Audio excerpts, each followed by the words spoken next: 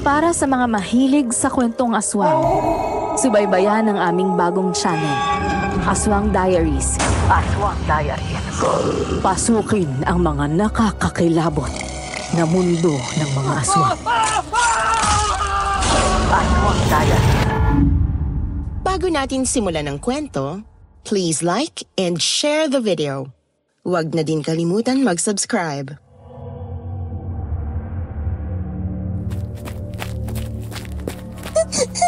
Tia! Tia! Si Mang Pedring po! May nangyari kay Mang Pedring! Oh, Dindin! Bakit ka humahangos? Ano nangyari kay Mang Pedring? Patay na po siya, Tia! Sabi nila pinatay daw po ng aswang! Ano? Si Mang Pedring na may sakit sa TB, pinatay ng aswang. Ay, naku, kawawa naman ng matanda. Paano raw nangyari yun? Nakita na lang daw po ni Aling Lita na wakwak ng likod ni Mang Pedring. Tapos po, wala na raw siyang baga at saka ibang laman loob. Sabi po ng mga kapitbahay, kinain daw po ng aswang. Ay, Diyos ko, kailan ba tayo titigilan ng aswang na yan sa baryo natin? Ikaw naman bata ka, huwag kang lalabas ng gabi ha. Baka ikaw naman ang pagdiskitahan ng aswang.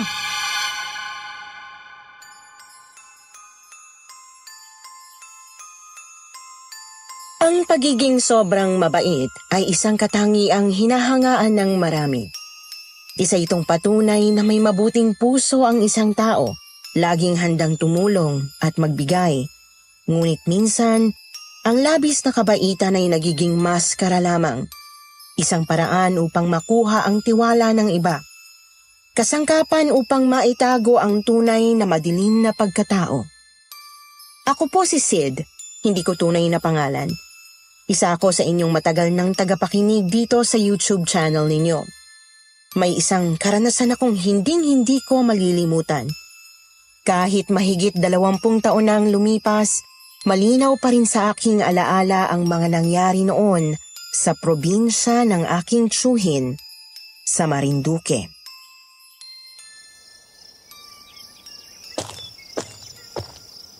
Dito na lang po muna kayo sa Marinduque magpapagaling ha, Tiyo. Makakabuti po sa inyo ang sariwang hangin at masusustansyang pagkain gaya ng gulay at prutas. Sa Maynila kasi, bihira ka na makakita ng totoong sariwang gulay at prutas. Madalas luma na o may halong chemical pa para lang magbukas sariwa. Abay, mabuti pa nga pamangkin. Nahihirapan na ako sa ospital eh. At least dito sa probinsya makakapagpahinga ako. At isa pa namimiss ko na ang kapatid kong si Ate Francia. Kasi mula nung mamatay ang tatay mong si Gerardo kami na lang ni ate ang natitira sa magkakapatid. Kaya nga po dito ko kayo dinala. Kasi alam ko matagal nyo nang gustong umuwi rito sa probinsya, di ba? Tsaka para pagsabihan kayo ni Tia Francia na inumin nyo yung mga gamot nyo para gumaling kayo. Huwag mo akong isusumbong kay ate ha. Nako, parang busina pa naman ng bumbero ang boses ng babae niyan. Baka imbis na makapag-relax at gumaling ako rito mas lalo pang mapadali ang buhay ko. Akala ko po ba matapang kayo? Sabi niyo pa sa doktor, hindi kayo natatakot mamatay. Si Tia Francia lang pala yung papatiklop sa inyo, Tiyo Totoo naman ang sinabi ko sa makulit na doktor na yon. Hindi naman talaga ako natatakot na mamatay. Mabuti nga yun para magkita na ulit kami ng Tia Olga mo. Namimiss ko na rin ang asawa kong yun. Minalas lang siya dahil inatake siya sa puso at agad natigok. Pero mahal na mahal ko ang tiya mong yun. Kaya nga natatamad na akong uminom ng mga gamot dahil doon din naman ang patutunguhan ko Huwag po kayo magsalita ng ganyan, Tiyo. Habang may buhay, may pag-asa. Hindi natin alam kung anong plano ng Diyos. Kaya hindi nyo dapat isuko ang laban. Laban lang po, Tiyo. Huwag kayong mawalan ng pag-asa. Nang pumanaw ang tatay ko at nang iwan ako ng nanay ko at sumama sa ibang lalaki, si Tio Dimas at ang kanyang asawang si Tia Olga ang tumayong mga magulang ko. Ngunit sa kasamaang palad, maaga ring pumanaw si Tia Olga dahil sa atake sa puso. Talagang sinusubok kami ng tadhana at pati si Tio Dimas ay naharap sa isang mahirap na sitwasyon. Na-diagnose siya na may stage 4 colon cancer. Tinaningan na siya ng mga doktor na baka 2 o 3 taon na lamang ang itatagal niya. Ngunit sa isip ko, hindi naman sila Diyos para magtakda ng ganong kapalaran. Ang Diyos pa rin ang may alam kung hanggang kailan tayo mabubuhay. Kahit si Tio Dimas ay nainis din sa mga doktor. Kaya kahit kailangan pa niyang ma-confine sa ospital, mas pinili niyang umalis na roon at magpunta sa lugar na magbibigay sa kanya ng kasiyahan habang hindi pa binabawi ng Diyos ang buhay niya. Naisip ko na magpunta kami sa probinsya nila sa Marinduque dahil alam kong mas makakatulong sa kanya na makasama niya ang natitira niyang kapatid na si Tia Francia. Tia Francia! Tia Francia! Tao po! Tia Francia! Aba, Sid, Dimas, bakit hindi man lang kayo nagsabi sa akin na pupunta pala kayo rito? Talagang hindi kami nagpasabi, ate. Para naman sorpresahin ka. Bakit? Ayaw mo pang makita ang kapatid mo bago kunin ni kamatayan? Gago! Ikaw talagang tao ka kung ano-anong pinagsasabi mo. Kamatayan ka dyan. Hoy, hindi ka pa mamamatay dahil masamang damo ka. Dito ko po siya dinala, Tia. Kasi ayaw na niya sa ospital eh. Gusto niya raw pong pumunta sa isang lugar kung saan siya magiging masaya. Kaya naisip ko na dalhin siya rito sa probinsya. Alam ko rin po na makakatulong ang sariwang simoy ng hangin para sa kalusugan niya.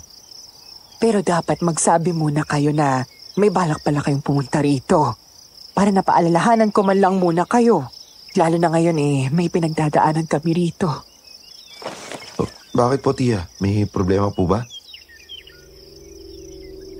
Sandaling nagpalinga-linga si Tia Francia sa paligid bago nagsalita. Huwag tayo dito mag-usap. Pasok muna kayo dito sa loob, mahirap na. Baka may makarinig sa atin.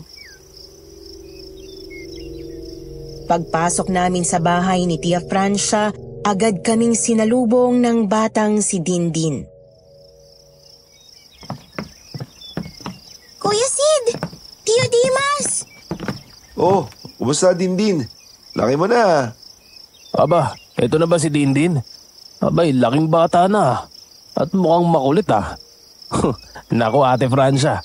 Parang ikaw tong batang ito nung maliit ka pa. Magkahawig na magkahawig kayo oh. Hindi kaya anak mo talaga yan, ate, sa pagkadalaga? Loko-loko. Paano naman ako magkakaanak? Baog nga ako. Kaya nga ako iniwan na magaling kong nobyo noon dahil di ko siya mabigyan ng anak. Kaya mula nang pumanaw si Delia, yung dati kong labandera, inampong ko na ang kanyang anak na si Dindin para meron man lang akong makasama sa pagtanda ko. Pero tama ka, parang anak ko na rin ang turing ko sa batang yan. Mahal na mahal ko yan. Muling sumagi sa isip ko ang sinabi ni Tia Francia sa labas ng bahay. Tia, ano nga po pala yung ibig niyo sabihin kanina na may pinagdadaanan kayo? Ang totoo, may pinagdadaanan ng baryo natin ngayon. Meron kasing gumagalang aswang dito. Namilog ang mga mata ni Tio Dimas sa sinabing yun ni Tia Francia. Ano po? Aswang? Aswang, kalokohan. Tagal-tagal ko na rin tumitira rito sa Marinduque. Pero wala naman akong nakitang aswang dito. Saan mo naman nabalitaan niya nate? Totoo ang sinasabi ko, Dimas. May aswang ngayon dito at ilan sa mga kapitbahay natin pinatay na nito. Kilala mo ba si Mang Pedring? Yung asawa ni Lita. Yung may sakit na TB? Ay, biniktima ng aswang. Inatagpuan na nga lang ni Aling Lita ang asawa niya sa higaan. Patay na. Wakwak ang likod. Wala ng baga at mga lamang loob. Aswang lang naman ang gagawa ng ganun, di ba, Dimas? Paano naman po nagkaroon ng aswang dito, Tia?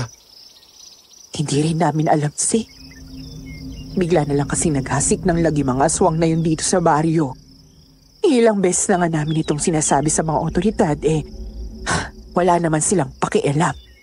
Hindi sila naniniwala na aswang ang pumatay sa mga kawawang biktima.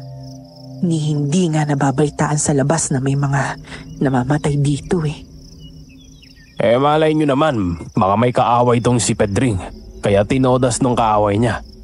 Alam mo naman si Pedring, maingay ang bunganga kapag nagsasalita.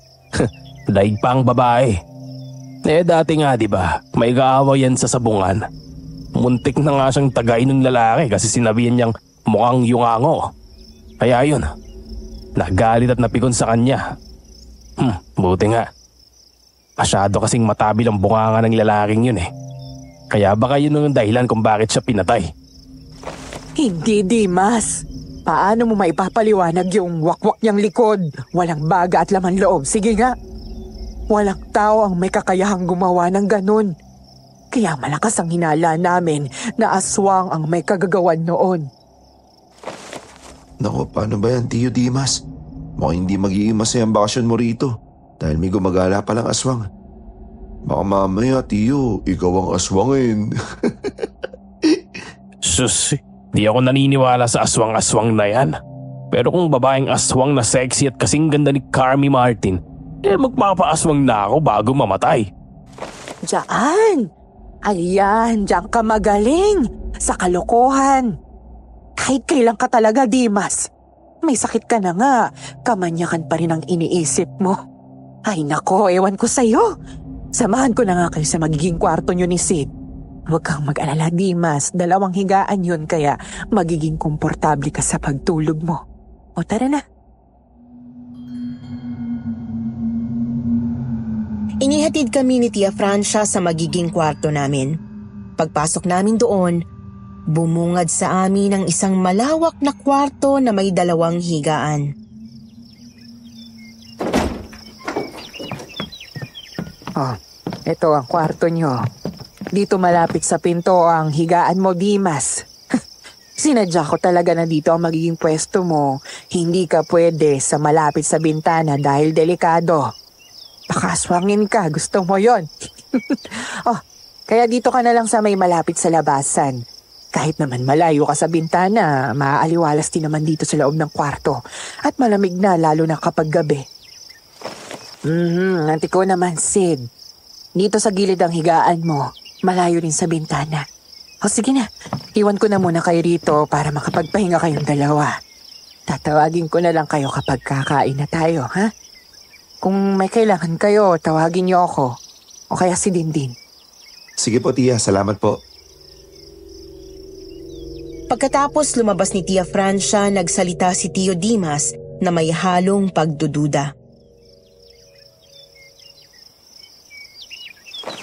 Talaga? Inilayo ako ni ate sa bintana? Maganda nga sana kung naroon ako para makadungaw at makalanghap ng sariwang hangin. Huwag na po kayo magreklamo, Tio. Concern lang naman po si Tia Francia. Baka raw po kasi aswangin kayo eh. Nako, nagpapaniwala ka pa kay Tia Francia mo. Wala namang aswang. Sus, huwag kang maniwala sa babaeng yon. Siguradong gawa-gawa lang yan ng mga taga rito.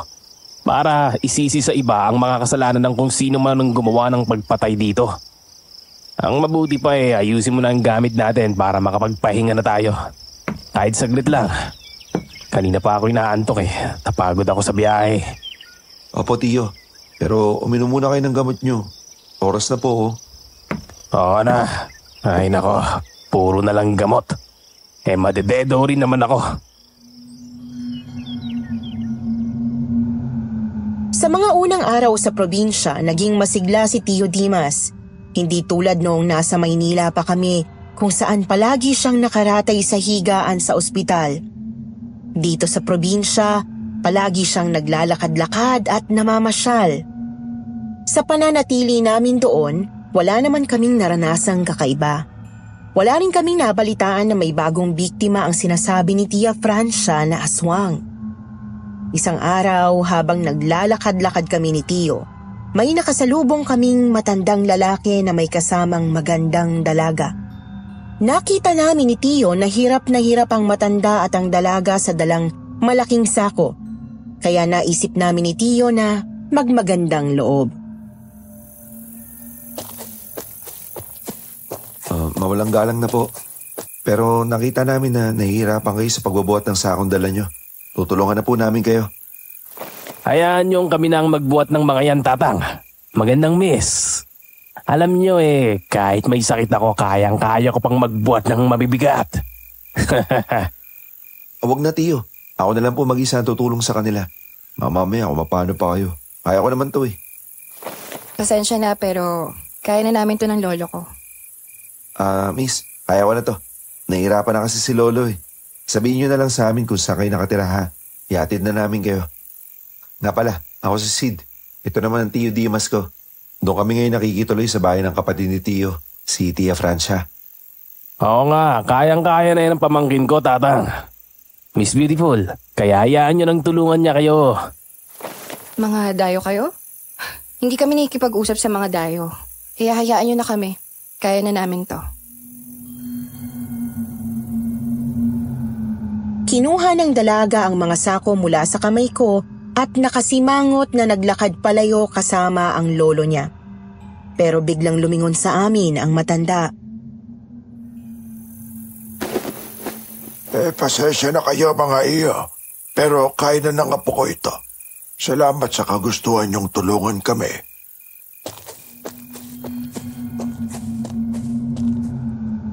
Nang tuluyang makalayo ang maglolo, Ang arte naman ng babaeng yun. Sila na nga ang tinutulungan, galit pa. Kaya nga po, Tiyo eh. Maganda nga, suplada naman. Ganun po ba yung ugali ng mga babae rito sa probinsya, Tiyo? Suplada at masungit? Oo, di ba? Tulad natin, Francia. Masungit at suplada yun. Tiyo naman eh. Kapag narinig na naman ni Tia na inaasar niyo siya, magagalit na naman yun sa inyo. Pero di ba, Tiyo, sayang ang babaeng yun. Napakaganda, pero walang kasing sungit at suplada.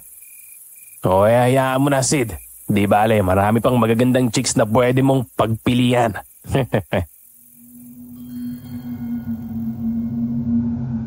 nagbibiroan kami ni Tio Dimas nang biglang may nagsalita mula sa aming likuran. Isang matandang lalaki. Masungit talaga ang dalagang yon. Kaya huwag kayong makikipag-usap sa kanya. Sino po kayo? Kilala niyo po ba yung dalagang yun? Ako nga pala si Rito. Taga rito rin ako.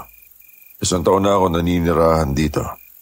Galing ako sa ibang probinsya at lumipat kami rito ng asawa ko dahil taga rito siya.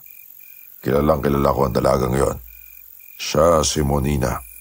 Apo siya na matandang kasama niya, si Mang Puroy. Ikinagagalak ko po kayong makilala, Tatang. Ako po si Dimas. Ito naman po ang pamangkin kong si Sid. Galing ho kami sa Maynila at dito kami nagbabakasyon. Matanong ko lang ho, ang sabi niyo taga rito ang asawa niyo. Ano ang pangalan niya? Baka ako ay kakilala ko. Hindi niyo na itatanong dito ako lumaki kaya kilala ko ang ibang mga taga rito. Maliban na lang sa mga bagong naninirahan. Ang asawa ko ay si Telma. Yung tindera ng isda sa palengke. Napakunot ang noo ni Tio Dimas. Tila may inaalala.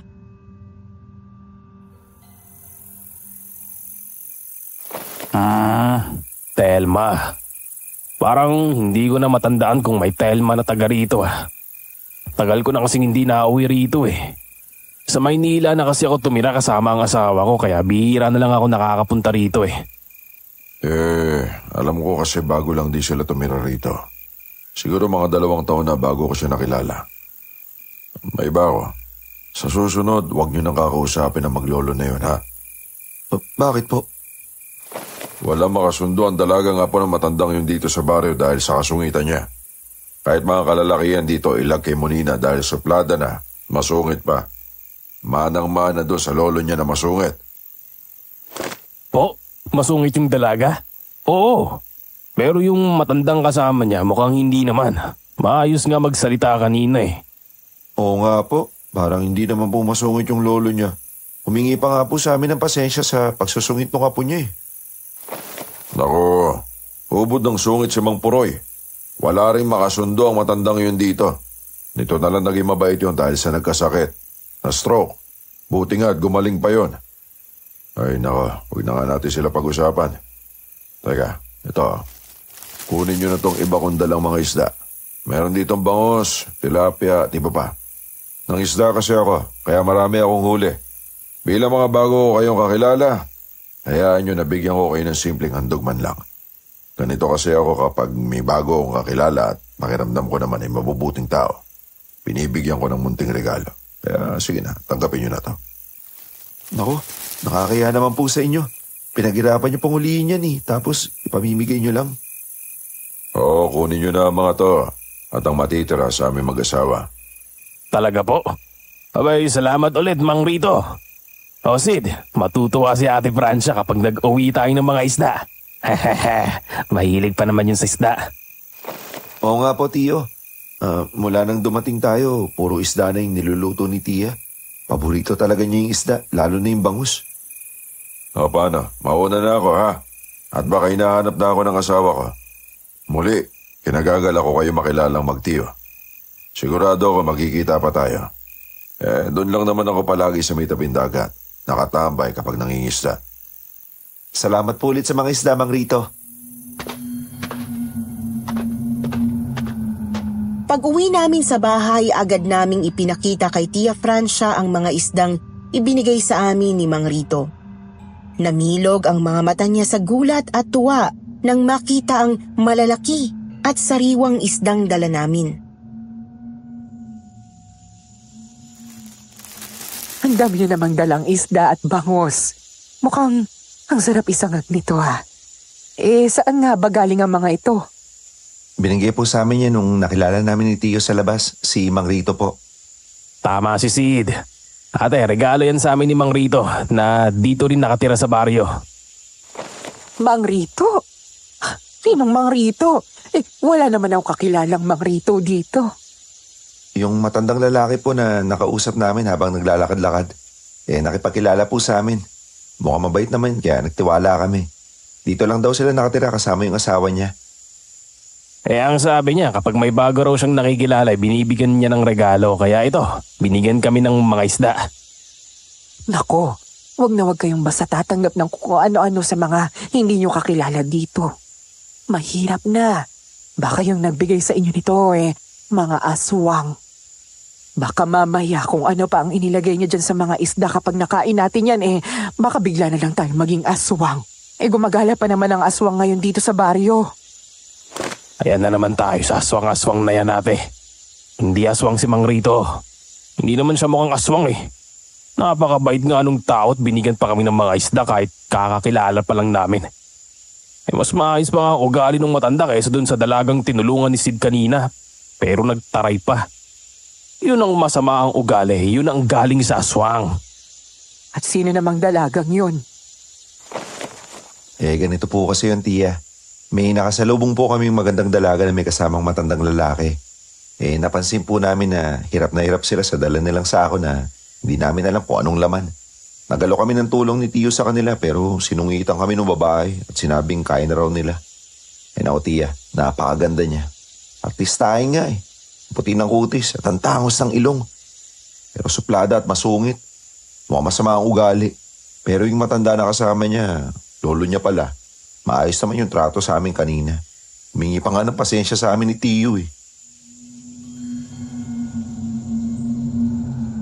Napakunot ang noo ni Tia Francia sa sinabi ko, halatang naguguluhan. Sandali siyang natigilan bago muling nagsalita. Magandang dalaga? Sino naman yun? Sa dami ng dalaga rito, sino ang tinutukoy ninyo? Ano nga bang pangalan nun? Ang sabi ni Mang Rito, ang pangalan daw ng dalaga ay Monina.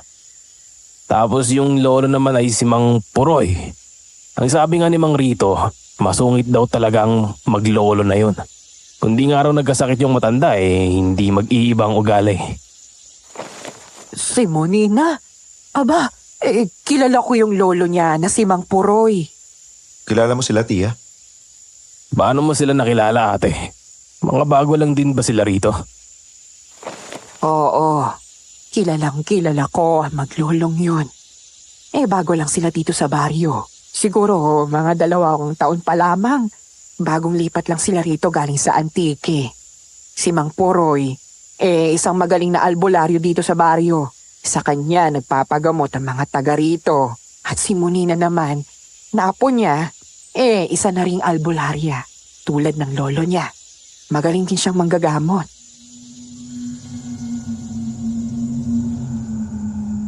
Nagkatinginan kami ni Tio Dimas sa narinig. Hindi kami makapaniwala.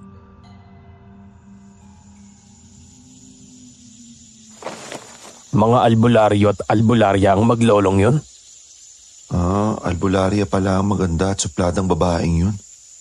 Kung kilala niyo po sila, tiya, di totoo yung sinasabi ni Mang Rito na masama ang ugali nila. Hindi naman masama ang ugali nila. Ang OA naman at kung sino nagsabi sa inyo niyan. Masungit, oo. Pero hindi sila masamang tao. May pagkamasuplada yang si Munina pero baka nagmana lang sa lolo niyang si Mang Poroy masungit din naman ang lolong niyang yon. Pero nang ma-stroke at gumaling ang matanda, nag-iba na rin ang pag-uugali. Naging palabati sa mga tao. Ang pumalit sa kanya ang kanyang apo si Munina. Silang maglolo ang magkasama dahil maagang naulila si Munina sa kanyang mga magulang. Pero ganun lang talaga ang batang yon. Masungit, suplada, pero mabait naman yun kapag nakilala mo na. Ako nga binabati nun at niningitian kapag nasasalubong ako.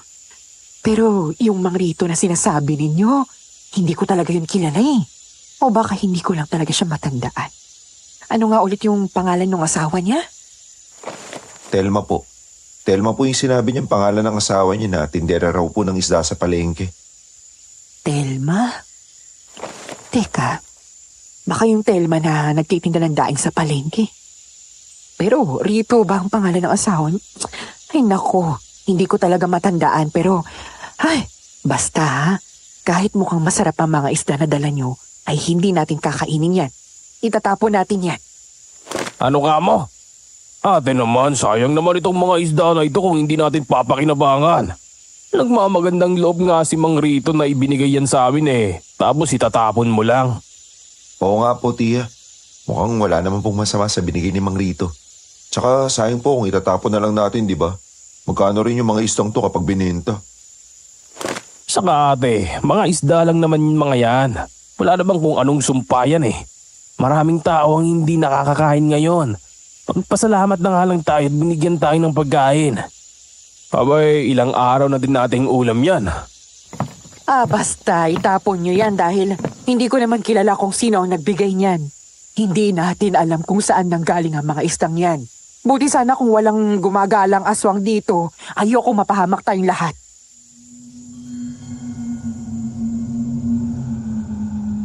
Wala kaming nagawa ni Tio Dimas sa desisyong yon ni Tia Francia.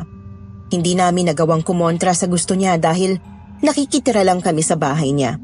At saka sabi ni Tio, kapag hindi namin sinunod si Tia, baka buong araw lang itong magngangawa sa amin. Kaya hinayaan na lang namin na itapon ang mga isda. Pero laking panghihinayang talaga namin sa mga sariwang isdang ibinigay ni Mang Rito.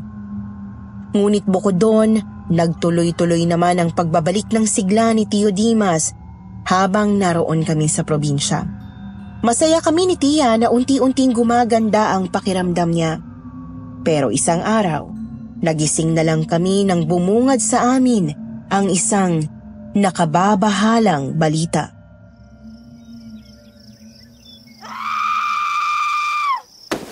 Ha? Anong ingay yun? Si Tia ba yung sumisigaw? Boses ni ate yun. Di ba sabi ko sa'yo parang busina ng bumbero yung boses niya? Tiyo naman, baka may nangyayari na kay Tia. Tara na, silipin natin.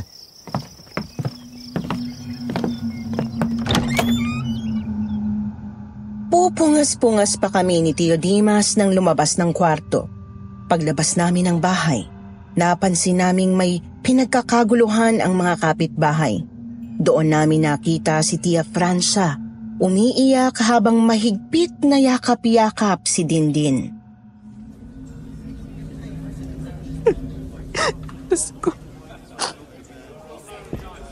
Tia, ano bang nangyayari? Bakit ang daming tao rito sa labas? Ate, bakit ka ba umaatungal dyan? Kaya aga-aga parang busina ng bumberong boses mo. Ang kaibigan kong si Teresa. Yung anak ni Mang Panding. Patay na. Ikinagulat naming dalawa ni Tio Dimas ang sinabi ni Tia Francia. Pero ang mas ikinabigla namin ay ang sumunod niyang sinabi. Ano ka mo? Yung kaibigan mong chismosa na si Teresa, patay na? Ano naman ang kinamatay niya? Pinatay siya ng aswang. Aswang? Ibig sabihin, totoo talaga na may aswang dito? Habang gulat na gulat kami sa narinig, isang matandang lalaki ang lumapit sa amin. Kahit bakas na sa kanyang mukha ang katandaan, makikita pa rin sa kanyang tindig ang tikas at lakas. Tumigil siya sa harap ni Tia Francia at nagsalita. Malumanay, ngunit puno ng lungkot. Kinalulungkot ko ang nangyari sa kaibigan mo, Francia. Kawawa naman si Teresa. 4 na buwan na lang pala siyang buntis, kaya siya ang dinali ng aswang. Diyos ko, bakit si Teresa pa? Wala pagkabata magkaibigan na kami. Hindi ko akalain na ganun kabrutal ang paraan ng pagpatay sa kanya. Kailan matitigil ang aswang na yun sa pambibiktima ng mga tao rito sa ating baryo? Diyos ko, teka. Ano ba talagang nangyayari kay Teresa? Paano siya namatay? Oh, Dimas, narito ka pala. Kailan ka dumating? Hindi kita agad nakilala. Nangayayat ka kasi. Mahigit 1 linggo na po ako rito, Mang Dino. Nagbabakasyon kami rito ng pamangkin kong si Sid. Pero ano po ba talaga ang sanhi ng pagkamatay ni Teresa? Pinatay ng aswang si Teresa. Nakitang wakwak ang tiyan. Wala na ang sanggol sa sinapupunan niya. At wala na rin ang mga laman loob niya. Halos gutay-gutay na ang katawan niya eh. Ay, kakilakilabot at nakakatakot ang nangyari sa kanya. Nakakabahala ito. Kung hindi kami pinakinggan ng mga otoridad at kinauukulan, maaaring ang mga tao sa baryong ito ang kailangang kumilos para mapuksa ang aswang na yon. Ibig sabihin, naniniwala talaga kayo na may aswang nga. Sige, tignan mo ang itsura ni Teresa sa bahay nila. Ikaw mismo ang humusga. Saka mo sabihin sa akin kung hindi ka gagawa ng aswang yon. Dahil malapit lang sa bahay ni Tia Francia ang bahay ni Aling Teresa, nagpunta roon si Tio Dimas. Dahil na rin sa kuryosidad, sinundan ko siya papunta sa bahay ng biktima. Pagdating namin sa bahay ni Aling Teresa, halos bumaliktad ang sikmura namin ni Tio Dimas nang makita ang bangkay nito. Tama nga ang sinabi ni Mang Dino. Halos magutay na ang katawan ng babae. Bukas ang tiyan at wala na ang mga laman loob. Nakita rin namin ang asawa at mga magulang ng biktima. Umiiyak habang nakatambad sa mga ito ang bangkay. Hindi na namin kinaya ni Tio Dimas ang eksenang yun kaya nagpasya kaming umalis na roon. Yun na yata ang pinaka-nakakadiring tanawin na nakita ko, Tio. Kalunos-lunos ang nangyari kay Teresa. Wala sa tamang katinuan ang gagawa ng ganon. Pagbalik namin ni Tio sa bahay ni Tia Francia, nakita namin na huminto na siya sa pag-iyak, ngunit bakas pa rin sa kanyang mukha ang takot at pangamba.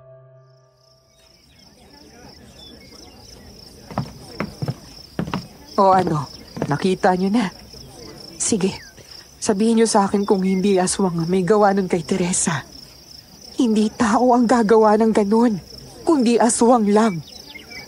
Nakita namin, Tia. Nakakaawang sinapit ng babae. Parang hindi nga makilala dahil sobrang gutay-gutay na yung katawan eh. Naku, Tio. Meso nga talaga dito sa probinsya. Ngayon na ako nakakita ng ganong agrabing pagpatay sa biktima. Aswang lang ang makakagawa nun, Tiyo. Gaya ng mga napapanood ko sa TV at pelikula. Mukhang tama ka nga, Ate Francia. Pero bakit kaya nagkaroon ng aswang dito? Dati naman walang ganon dito ah. Saan ang galing ang mga salot na yon?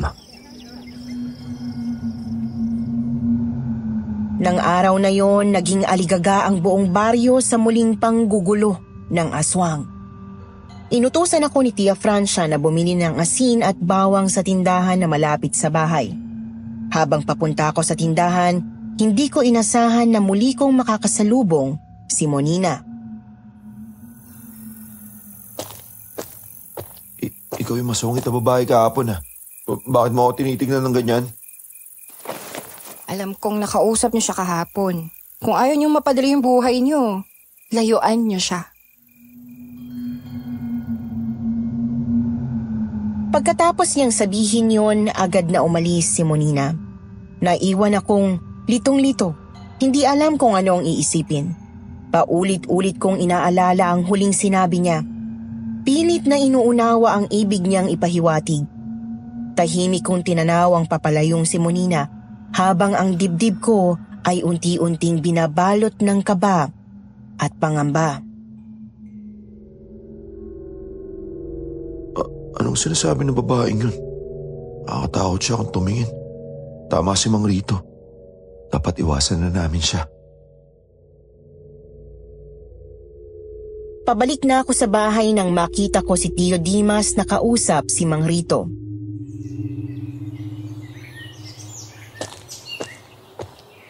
Oh, Tio. Mang Rito, kumusta? Sid, Tio, kumusta? Nakasalubong ko itong Tio Dimas mo. Sabi ko na nga ba't magkikita-kita tayo ulit. Inaabangan ko kayo sa tabing dagat. Akala ko nga pupuntahan niyo ako ron para mabigyan ako ulit ng sariwang mga isda. Mabuti at nagkita tayo rito. Kaya ito, tanggapin niyo ito mga dala kong isda. Sariwang-sariwa mga to. Nako, nakakahiya na talaga sa'yo, Mang Rito. Tuwing magkikita tayo, palagi mo kaming binibigyan ng mga isda. Yung unang binigay mong isda, hindi pa namin napapakay... Ang ibig sabihin ni Tio, hindi pa nauubos yung binigay niyong isda nung nakaraan, Mang Rito. Ang dami kasi nung binigay niyo eh. Nako, marami pa kayong matatanggap na isda mula sa akin. Kasi mga kaibigan ko na kayo. Kahit 2 beses pa lang tayo nagkakausap. Magaan na ang loob ko sa inyo. Lalo na dito sa Tio Dimas mo. Naalala ko sa kanyang na mayapa akong kapatid. Ganun po pala.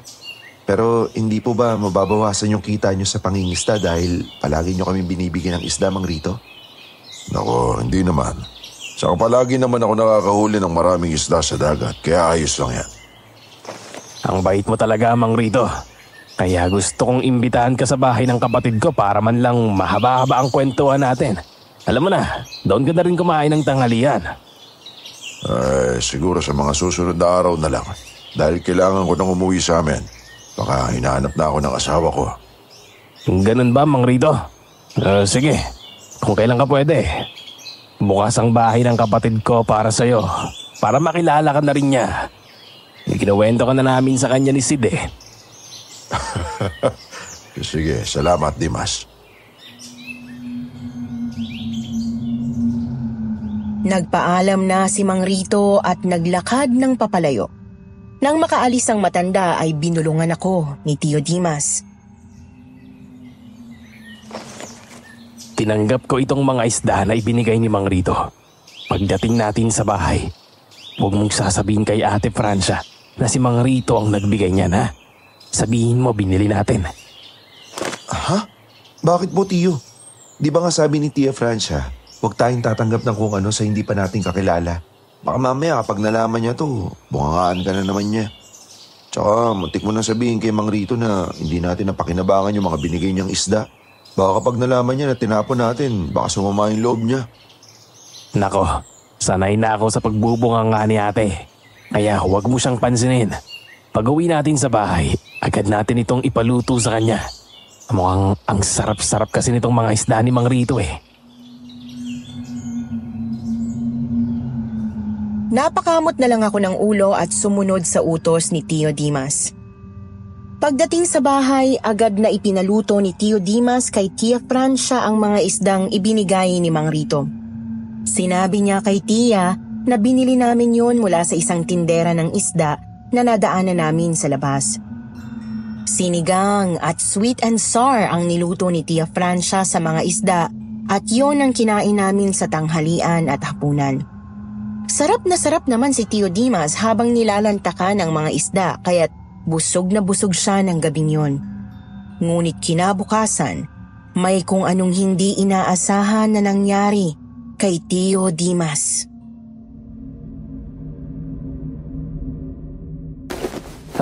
Sid! Sid!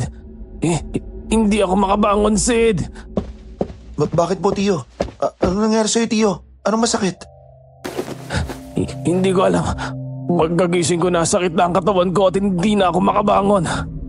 Po? Naku, baka may kinain po kayong bawal sa inyo kaya sumasakit ang katawan nyo. Wala naman akong ibang kinain kahapon kundi yung isda na binigay ni Mang Rito. Bigla ko na lang naramdaman na sumasakit ang iba't ibang parte ng katawan ko. Hindi ko na maigalaw. Sandali po, Tio. Tatawagin ko si Tia Francia. Sa sobrang pagkataranta, tinawag ko agad si Tia Francia. Tia! Tia! Si Tio po hindi makabangon. Nagmamadaling pumasok si Tia Francia sa loob. Oh, bakit Sid? Anong nangyayari kay Dimas? Tia, hindi raw po siya makatayo. Masakit daw po yung katawan niya. Paano nangyari yun? Kahapon naman ang sigla-sigla mo Ay naku, baka may nakain kang hindi pwede sa'yo.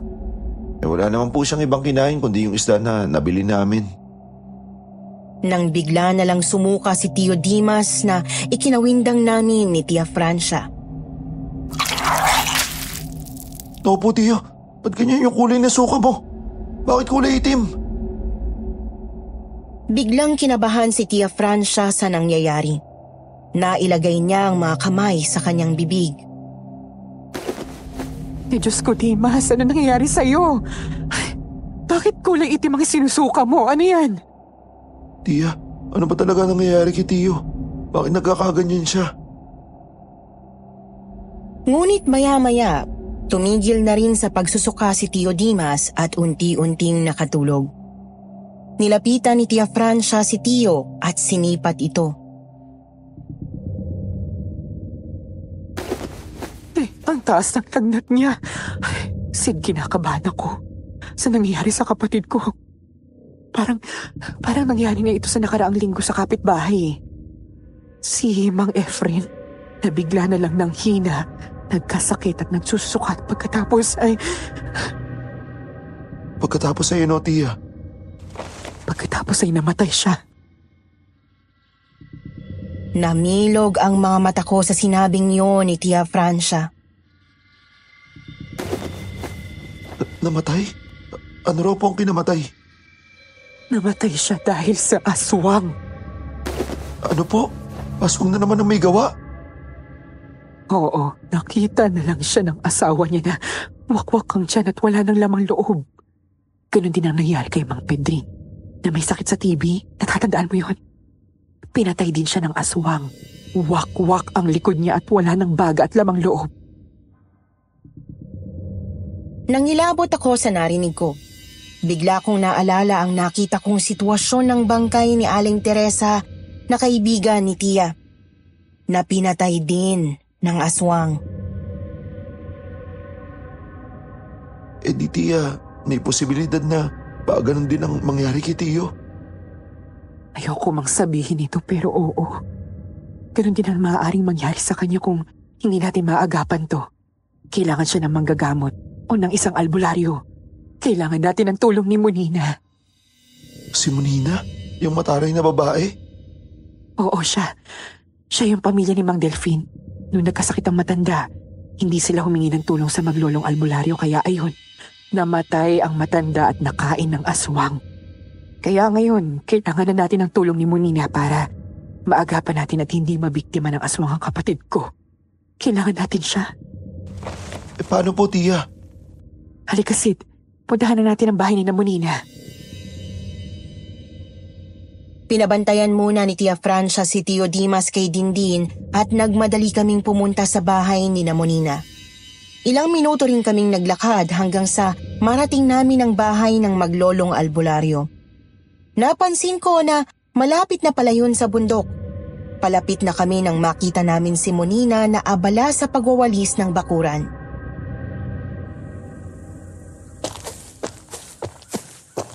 Ayun po siya, Tia. Nasa labas siya ng bahay nila. Halika na at lapitan na natin siya. Magandang araw, Monina. Napatingin sa amin si Monina. Hindi man lang siyang umiti nang makita kami, ngunit binitiwan niya ang walis tingting na hawak at nilapitan kami. Napakunot ang noo ni Monina na tumingin sa akin.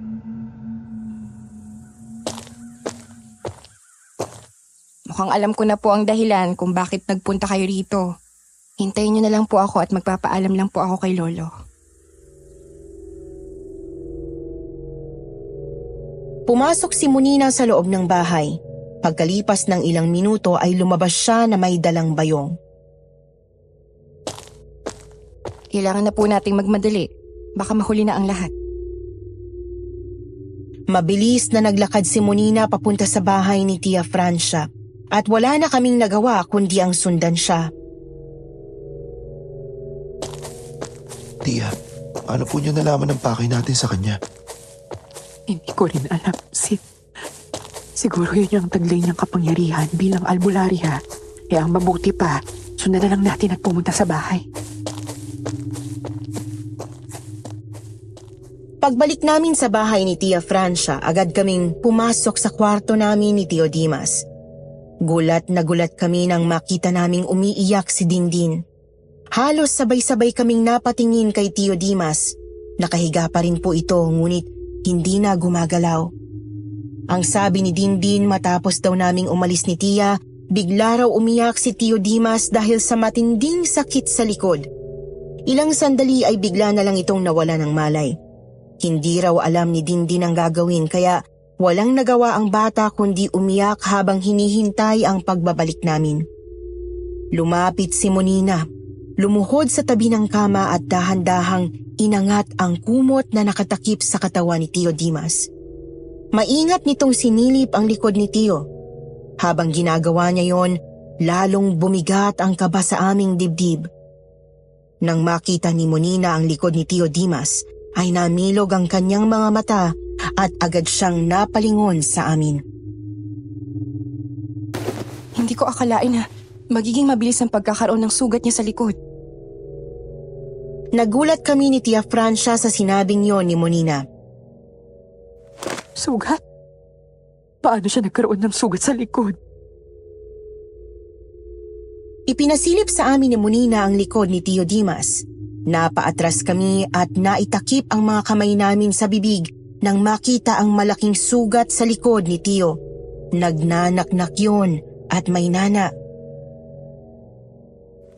Bakit nagkaroon si Tio ng ganyang kalaking sugat? Kanina naman wala yan ah. Dahil inaaswang siya. Ano? Inaaswang si Tio Dimas? Sabi ko na nga ba? Mangyayari ito, Diyos ko.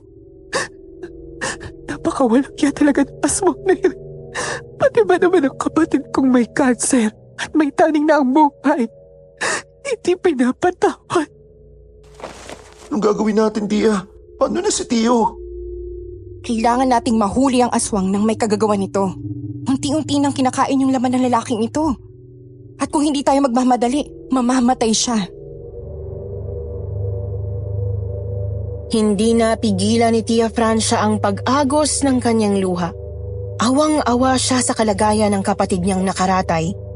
Hindi lang dahil sa malubha nitong sakit, kundi dahil may isang nakamamatay na nilalang na unti-unting umaagaw sa buhay nito. Napaupo siya sa gilid ng kama at mahigpit na hinawakan ang kamay ni Tio Dimas. Umaasang sa simpleng haplos ay maibabalik niya ang sigla nito. Samantalang ako naman ay hindi mapakali. Hindi ko maintindihan kung paano biglang lumala ang kondisyon ni Tio sa loob lamang ng ilang oras. Ganun ba talaga kalakas ang aswang na yon para magawa niya yon kay Tio? Sa isip ko, sana'y isang bangungot na lang ang lahat ng nangyayari. Munina, Iya. Nakiusap ako sa'yo.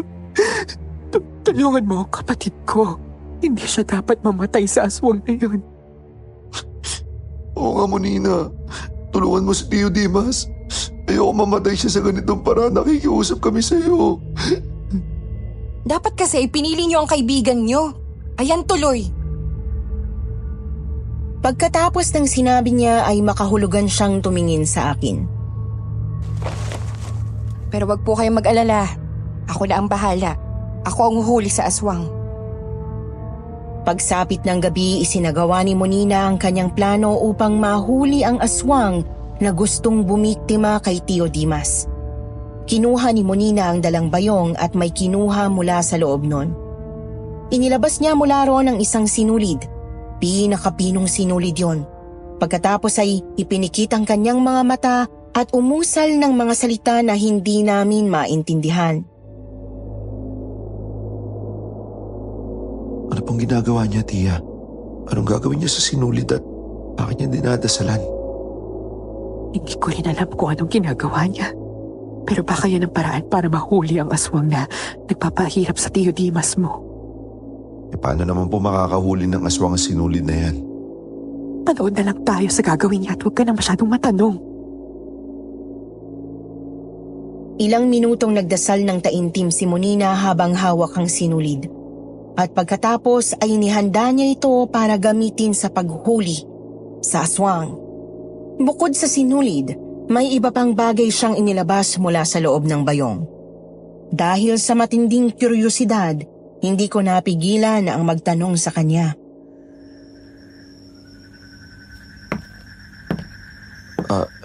Monina? Ano yun? Paano mangyayari ang sinulid na yan na dinasalan makakapanghuli ng aswang? Gagawa ako ng latay o patibong para mahuli ang aswang. Patibong? Oo, patibong. At kailangan ko rin tong maliit na kawayan. Pwede ring maliit na patpat o tingting na tulad itong hawak ko. Itatali ko sa tingting ang sinulid para makagawa ng patibong. Alam ko yan. Yung parang panghuli ng pugo. Oo, tama ka. Yan mismo. Parang ganon.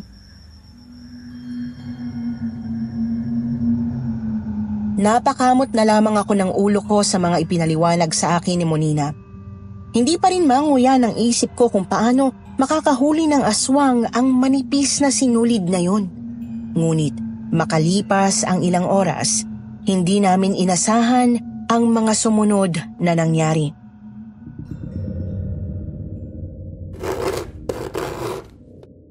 Tia, may narinig akong kumakaluskos sa bintana. Oo nga. Parang matutulis na kuko ang gumagawa ng ingay at pinipilit na buksan ng bintana. Tia, baka yun na yung aswang. Dumating na ang aswang. Huwag kayong maingay. Nandyan ang salot. Sinabihan kami ni Monina na huwag gumawa ng kahit anong ingay upang hindi kami marinig ng aswang. Tinakpan din ni Tia Francia ang bibig ni Dindin na takot sa mga kaluskos na naririnig mula sa labas ng bintana. Pigil ang hininga namin habang patuloy na naririnig ang unti-unting paglakas ng mga kaluskos sa labas ng bintana. Gusto niyang buksan ang bintana. Gusto niya makapasok. Hindi siya papasok. Iba ang gagawin niya. Anong ibig mo sabihin? Maya-maya, kitang-kita namin ang paglitaw ng kumikiwal na bagay na parang sinulid sa maliit na siwang ng bintana. Diyos ko, ano yan? Tila yan ang aswang na tiktik. Isang aswang na tiktik ang gustong bumiktima sa tiyuhin mo. Ay, Diyos ko. Ganyan pala ang dila ng aswang. Parang sinulid. Nakakakilabot. Ayan na siya. Ilalapit niya ang dila niya sa likod ng biktima. At ang dila niya, ayan, Yan mismo ang gagamitin niya upang unti-unting kainin ang laman ng kawawang biktima. Kawawa naman si Tio. Hirap na nga siya dahil sa sakit niya. Nahihirapan pa siya ng aswang na yan. Dapat lang talaga siyang mamatay. Yung salot na yan. Hanggang sa tuluyang pumasok ang kumikiwal na dila ng aswang sa siwang ng bintana. Dahan-dahang gumagapang papunta sa kinahihigaan ni Tio Dimas. Huwag kayong gagalaw. Ngunit bago pa man dumikit ang dila ng aswang kay Tio Dimas, dumaan ito sa patibong na inihanda ni Monina. Biglang umigkas ang tingting at... Huli ka! Aswang ka! Sa gitna ng kadiliman ng gabi, umalingaw-ngaw ang nakakakilabot na sigaw ng aswang nang maipit ang kanyang mahabang dila sa patibong ni Monina. Bilisan nyo! Kumuha kayo ng asin at bawang! Tatapusin natin ang aswang na yan! Kailangan ng wakasan ngayong gabi ang kanyang kasamaan! Mabilis na dinukot ni Monina mula sa kanyang bayong ang buntot pagi at matalas na itak bago kami dali-daling lumabas ng bahay. Naiwan naman si Dindin sa kwarto upang bantayan si Tio Dimas na hanggang ngayon ay wala pa ring malay. Sinundan namin ang aswang hanggang sa likod bahay, sa tapat ng bintana ng kwarto ni Tio Dimas, at laking gulat namin sa aming nadatnan. Magandang idea na hindi nilagyan ng asin at bawang ang bintana. Dahil doon na ipasok ng aswang ang kanyang dila kaya hindi siya makakaalis dyan. Ha? Ayan pala ang itsura ng aswang na tiktik. Kitang-kita namin ang aswang na tiktik. Nakakakilabot ang itsura nito, parang malaking butiki o tuko na nakakapit sa bintana. Hindi ito makawala. Nakahubot-hubad ito, nakanganga, at hindi maalis ang mahaba nitong dila na naipit sa patibong na ginawa ni Monina. Nahuli ng patibong mo ang aswang. Ngayon wala na siyang kawala. Ano nang susunod dati gagawin mo, Nina? Eh ano pa? Ay nitatagpisin ko tong dila ng tarantadong aswang na yan! Sige, putulin mo na ang dila ng aswang na yan. Walang yaya mo, Nina. Para mahinto na rin ang pagbibiktima niya sa mga tao rito. Kailangan niyang pagbayaran ang ginawa niya sa kapatid ko at sa lahat ng buhay na walang awa niyang kinuha. Tama lang ang gagawin mo, Nina. Para matapos na ang buhay ng aswang na yan at para matahimik na rin ang mga taga rito. Sa wakas, ay paghigaganti ko na rin ang pagkamatay ni Leandro. Ang aswang na yan ang pumatay sa aking nobyo noon. Kaya ako mismo ang tatapos sa buhay niya. Monina, namatayan ka rin pala ng mahal sa buhay dahil sa aswang. Oo. Mula nang pinatay ng hayop ng aswang na yan ang lalaking pinakamamahal ko, pinangako ko sa sarili ko na ako ang tatapos sa buhay niya. At ngayon ang araw na yun, sisiguraduhin ko sa mga kamay ko mismo, magwawakas ang buhay ng aswang na yan. Kinalulungkot ko ang pinagdaanan mo, Iha. Kahit ako, nawalan ng malapit na kaibigan dahil sa tiktik na yan. Kaya dapat lang naigawad sa kanyang kamatayan. Patuloy ang pag-angil ng aswang kahit hirap na ito dahil sa pagkakaipit ng kanyang dila. Si Monina naman ay buong tapang na inihampas ang dala niyang buntot pagi sa katawan ng aswang na tiktik. Bago ko tuluyang putulin ang dila mo, papahirapan muna kita. Tanggapin mo tong hagupit ng buntot pagi ko. Ilang beses na pinaghahampas ni Monina ng hawak niyang buntot pagi ang aswang. Halos magkikisay ang tiktik sa bawat hagupit sa kanya ni Monina. Nang magsawa na siya, agad niyang inihanda ang matalim na itak. Walang takot na nilapitan niya ang aswang at tinagpas ang mahaba nitong dila.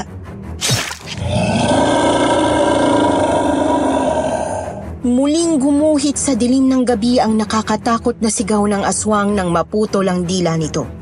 Ngunit hindi namin inasahan ang sumunod na ginawa ng aswang. Akala niyo ba madali niyo ako mapapatay? Nagkakamali kayo. Hindi ako isang mahinang aswang. Siya ang mataas sa uri ng tiktik. At kahit na maputol na ang dila ko, kaya ko pa rin magsalita at tapusin kayong lahat. Laking pagtataka namin nang magawa pang makapagsalita ng aswang kahit putol na ang dila nito. Paano nagawa pa rin niya makapagsalita gayong putol na ang dila niya? Diyos ko, anong klaseng halimaw yan? Hindi ko alam na may ganyan ka palang kakayahan. Pero hindi mo ko matatakasan. Nakatakda ka ng mamatay ngayong gabi. Huhubarin ko na ang maskara mong aswang ka. Hindi mo ba siya nabobosesan? Imulat mo ang mga mata mo, Sid. Kilala mo ang aswang na yan. Kilala mo siya. Kilala niyo ng tsuhin mo. Ngunit bago pa ako makapagsalita, nagawa ng sumugod ng aswang. Mabilis na inatake ng aswang si Tia Francia. Sinakal nito ang leeg niya at binuhat siya paitaas. Tia Francia! Huwag mo siya sasaktan, aswang! Bitahon mo si Aling Francia! Tik-tik, ako ang harapin mo! Sa sinabi ni Monina, napalingon ang aswang sa kanya. Itinigil nito ang pagkakasakal kay Tia Francia at ibinagsak ito sa lupa. Tia Francia!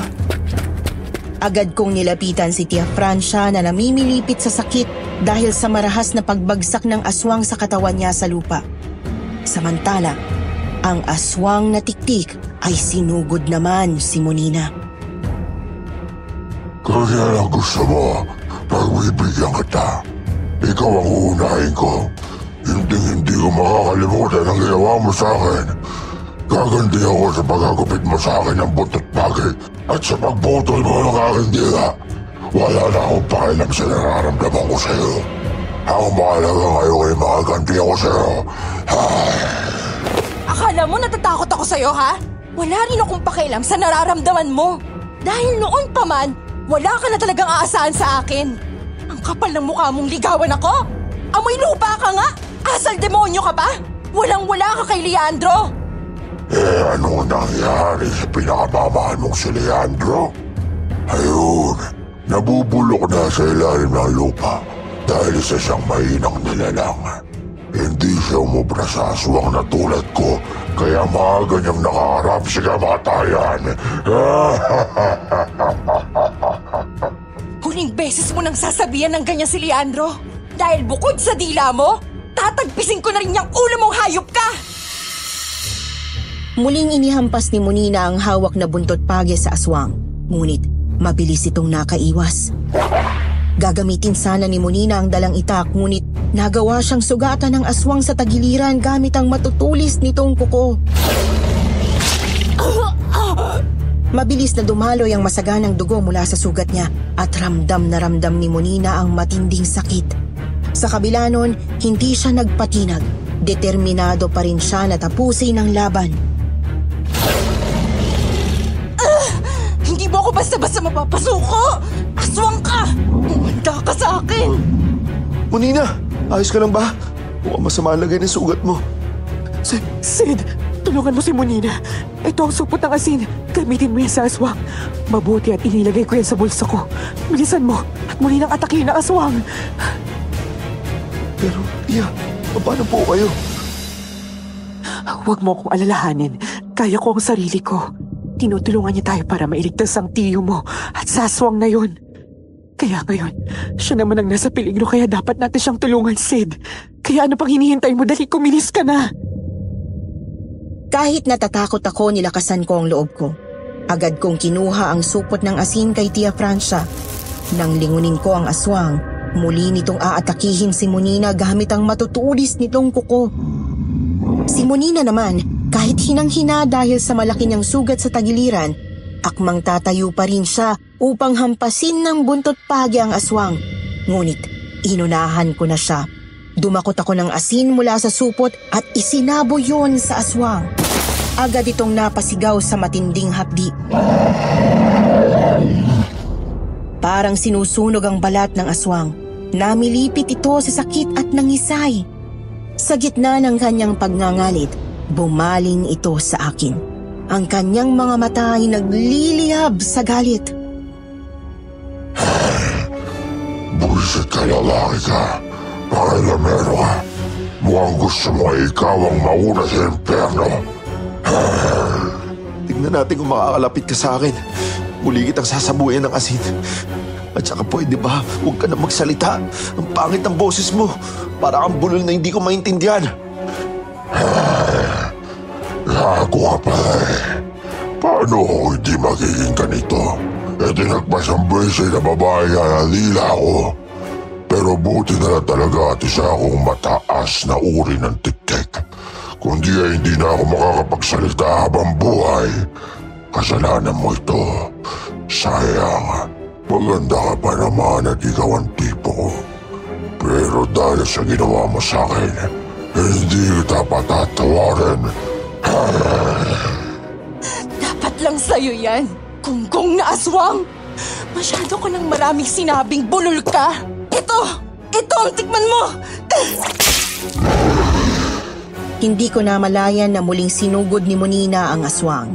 Hinampas niya ito ng buntot pagi na muling nagpahina sa halimaw. Napaatras ang aswang, nanginginig ito at naghuhurmentado sa sakit, ngunit hindi na ito makatakbo pa. Muli ko sanang sasabuyan ng asin ng aswang para maiganti si Tio Dimas at si Tia Francia, ngunit pinigilan ako ni Monina. Huwag, Sid! Ako ang tatapos sa aswang na yan dahil kapag napatay ko yan, maigaganti ko na si Leandro! Ikaw ang bahala mo, Nina. Gawin mo na ang nararapat para sa alagad ng dilim na yan. Muntik na niya mapatay si Tio Dimas at si Tia Francia. At para tuluyan ang matahimik ang lugar na to. Babangon pa sana ang aswang, ngunit bago nito nagawa yun, ay agad na dinampot ni Monina ang itak. At buong lakas na sinugod ang nanghihinang aswang at itinarak sa dibdib nito ang talim ng itak. Muling gumuhit sa hangin ang nakakapanindig balahibong sigaw ng aswang. Huling sigaw ng galit at paghihirap.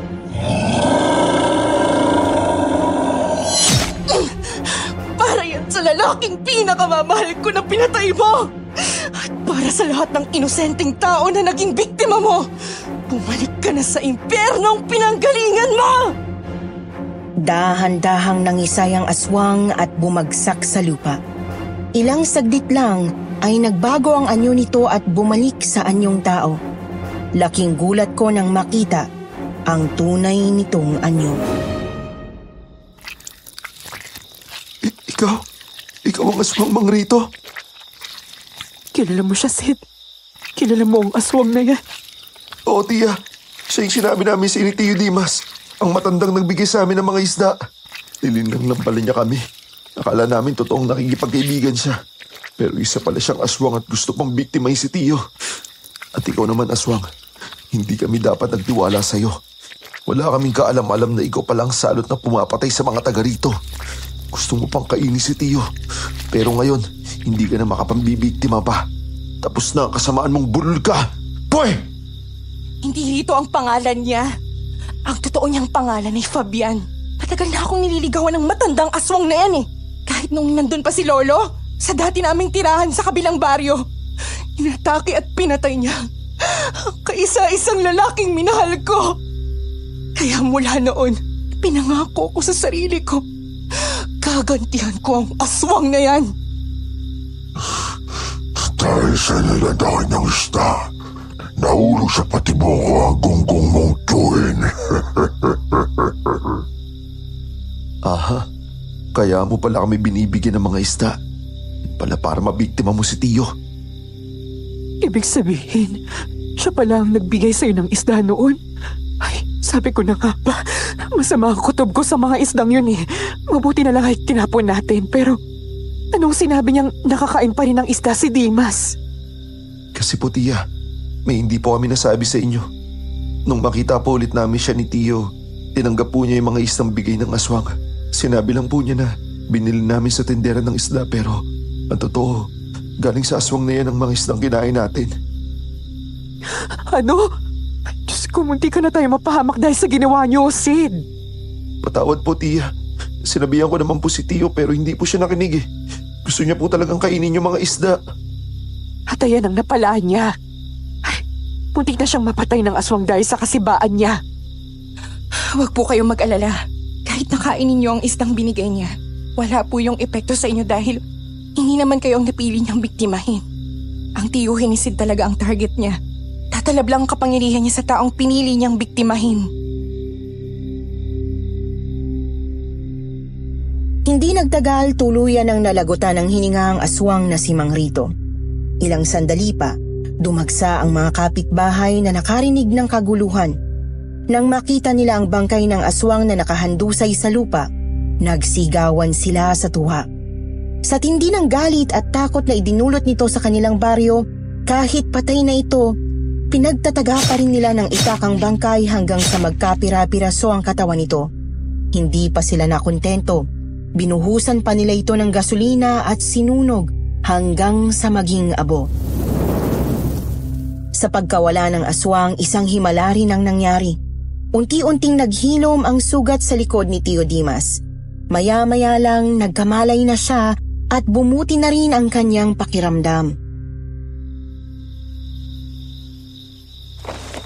Totoo ba yung sinabi niyo? Muntik na akong gawing hapunan ni Mang Rito. Isa pala siyang aswang. Tarantado pala yung matandang yon. Uunahan pa niya si kamatayin sa pagkuha sa akin. Kasalanan mo yan, Dimas. Kung hindi kayo nagpapagoyo nitong si Sid sa aswang na yon, hindi sana nalagay sa peligro ang buhay mo. Muntik ka nang gawing pagkain ng tiktik. Ay nako, hindi mo ba alam na sarap pala sa laman mo ang halimaw na yon? Mabuti na nga lang iniligtas ka ni Munina. Kung hindi, napaaga ang pagkita niyong asawa mong si Olga. Ayop talaga ang matandang yon. Akala ko'y totoong tao, yung pala'y halimaw. Kaya pala kung makangiti sa amin ni Sid, may binabalak palang masama. At ikaw naman bata ka, napakadali mong magpaniwala eh. Muntik na akong matigok dahil sa'yo. Aba, kayo nga itong ang daming ginahin ni Esta na binigyan ng aswang. Sarap na sarap pa nga kayo sa pagkain ng sinigang na bangus. Ay nako, huwag mo na nga ipaalala sa akin yan. Buwisit na isda yun. Akala ko'y biyaya, yung pala'y galing sa halimaw. Uy nako, kung nalaman ko lang ng mas maaga, edi sana'y isinuka ko na agad ang mga yun. Pwe! Sana naman magtanda ka na. Matuto ka na sa nangyari. Unti-unting bumuti ang kalagayan ni Tio Dimas. Nakakatayo na siya at nakakalakad ng maayos. Samantala, labis naming ipinagpasalamat ang kabayanihan ni Munina sa pagsugpo sa aswang at sa pagliligtas kay Tio. Kundi dahil sa'yo, Munina, baka nagtagumpay yung aswang sa pagkain kay Tio. Aming salamat sa'yo ha. Isa kang tunay na bayani ng baryong to. Wala yun. Masaya ako na nakatulong ako sa inyo. At saka, matagal ko nang balak tapusin niyang Fabian na yan dahil sa ginawa niyang pagpatay sa nobyo ko. Sobrang nalungkot ako noon kaya naging masungit at suplada akong tao. Pero hindi naman talaga ako ganun. Sobra lang ako nasaktan sa mga nangyari sa akin. Kaya pati ang mga tao sa paligid ko nadadamay. Naging daan din ang nangyari sa amin upang maging malapit kami ni Munina sa isa't isa. Pero hindi tulad ng iniisip nyo ha, naging matalik kaming magkaibigan dahil para kay Munina, hindi na siya muling iibig pa ng ibang lalaki. Ipinangako niya sa kanyang pumanaw na nobyo na ito lamang ang mamahalin niya habang siya ay nabubuhay. Kahit hindi kami nagkaroon ng romantikong relasyon ni Munina, siya naman ang naging tulay upang makilala ko ang babaeng nagpabilis ng tibok ng puso ko. Ipinakilala niya sa akin ang matalik niyang kaibigan na si Shelo. Na tulad niya ay napakaganda at isang mabuting tao. Sa kasalukuyan, mag-asawa na kami ni Shelo at meron na kaming 2 anak. Matalik pa rin kami magkaibigan ni Munina at hanggang ngayon ay may komunikasyon pa rin kami kahit dito na ako nakatira sa Maynila kasama ang aking pamilya. Si Tio Dimas sa kasamaang palad ay pumanaw na rin dahil sa komplikasyon ng kanyang sakit na colon cancer. Ngunit kahit wala na siya, nasa puso at isipan ko pa rin ang masasaya naming alaala. Si Tia Francia naman ay naninirahan pa rin sa Marinduque kasama si Dindin. Maraming salamat at sana'y nagustuhan niyo ang aking kwento. Ano pong masasabi niyo sa nakakatakot naming karanasan ni Tio Dimas? Tulad namin, madali rin ba kayong magtiwala? Kung oo, mag-ingat kayo. Dahil baka makatagpo rin kayo ng isang mangrito na isa pa lang, aswang.